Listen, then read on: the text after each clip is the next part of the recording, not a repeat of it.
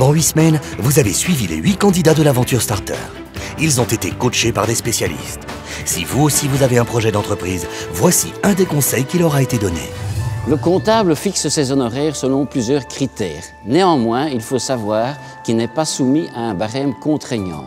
Le taux horaire varie tout d'abord selon la complexité et le volume de la mission, les compétences particulières du comptable, ainsi que les frais généraux inhérents à son activité.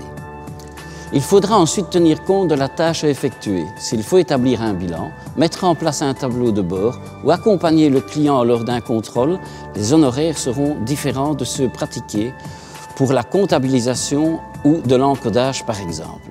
D'autres critères comme la situation financière du client ou encore la localisation géographique de ses activités entraînent aussi un ajustement des honoraires. Malgré cela, le comptable est soumis à certaines règles. Il ne peut appliquer des honoraires réduits ou élevés injustifiés.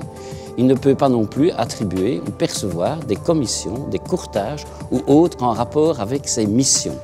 De tels agissements entraîneraient une remise en cause de son indépendance et de sa probité.